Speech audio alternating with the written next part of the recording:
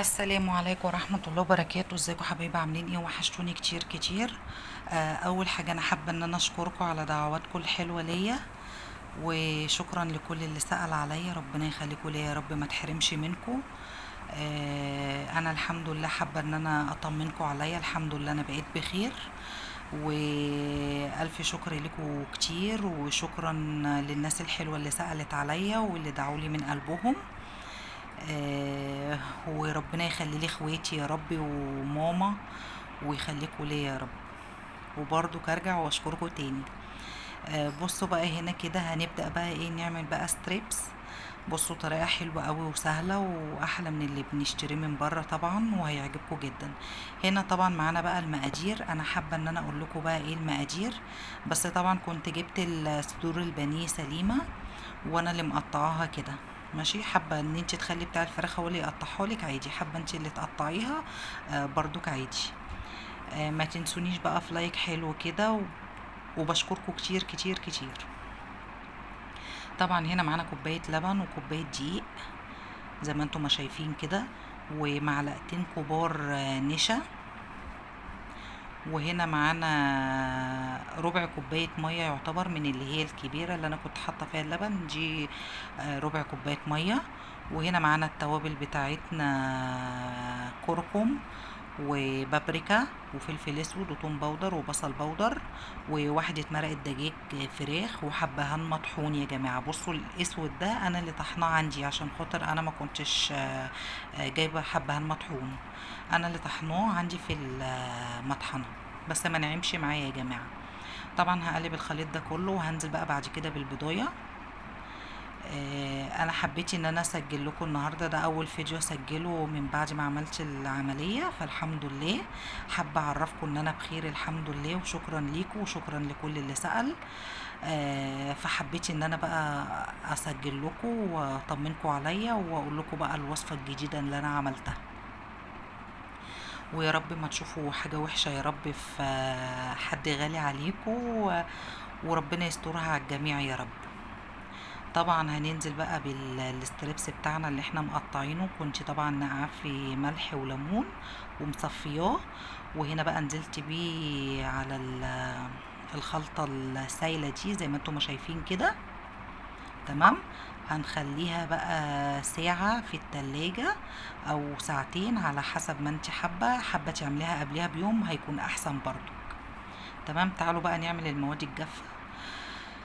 بصي هنا معانا كوباية دقيق، وهيبقى معانا برضو هنحط برضو كوباية نشا صغيرة زي ما انتم ما شايفين كده.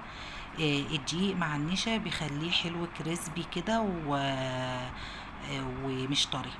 وحطيت معلقتين بيكنج باودر زي ما انتم ما شايفين.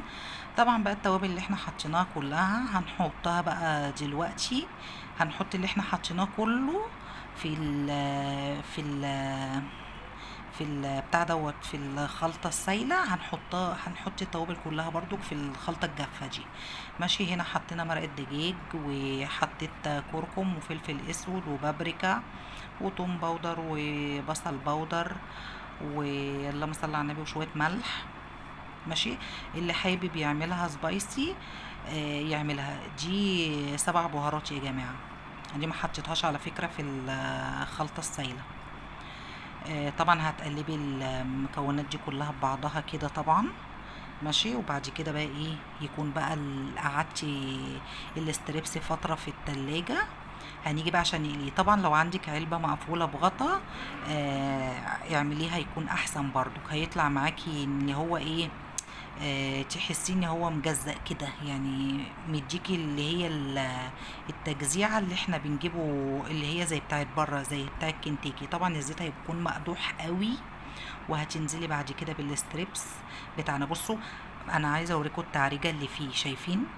طبعا لو علبه هيكون احسن، بس انا عشان خاطر جالي ضيوف، فحبيت ان انا اعمل بسرعه عشان خاطر ايه، جالي ضيوف يعني. ماشي. ولما تنزلوه الزيت مقدوح قوي كده زي ما انتم ما شايفين، هتيجوا بعد كده بعد ما تنزلي الاستريبس بتاعك كله، هتروحي موطيه النار شويه عشان خاطر الفراخ من جوه تستوي. ان مش هي يعني مش تاخد لون من بره وخلاص، لا وكمان تستوي من جوه. تمام. زي ما انتم ما شايفين طبعا كده. بصوا انا هنا بقى كده ايه، كنت عليت النار بقى شويه بعد ما سبته ايه شويه وموطيه النار. طبعا اكيد يعني الفراخ من جوه استوت. وطبعا انا وريتكم في اول الفيديو كانت بنتي هي اللي بتقطع واحده.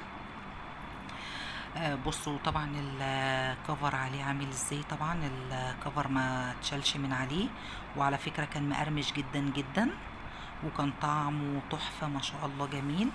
طبعا ده هطلعه كده في طبق زي ما انتم ما شايفين. بصوا شايفين؟ بصوا يعني بصوا شايفين ماسكه نفسها ازاي. مش قادره اوصف لكم الطعم يا جماعه. طبعا انا كنت عامله كريب، هبقى انزل لكم الوصفه بتاعت الكريب ازاي. ماشي. طبعا عشان انا مستعجله وكان عندي ضيوف، فانا حابه ان انا ايه يعني اخلص بسرعه. ما عرفتش الف على فكره الكريب كويس عشان كنت مستعجله، فما رضيتش ان انا ما اصورش برضك، وحبيت ان انا اصور عشان اعرفكم ايه انا عملته ازاي يعني. طبعا اللي حابه تعمل بقى الكريب ده تلفه رول عادي. هنا حطيت بقى مايونيز وكاتشب وفلفل هالبينو وزيتون وبتاع دوت وفلفل الوان. متاح عندك الفلفل الالوان حطي، مش متاح ما تحطيش.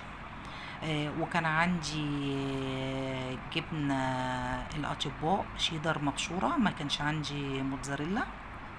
فعادي الموجود يا جماعة حطوه، مش هنقف على حاجة. فزي ما انتم ما شايفين كده طبعا هنحط بقى الجبنة وهنبدأ بقى ان احنا ايه نلفه.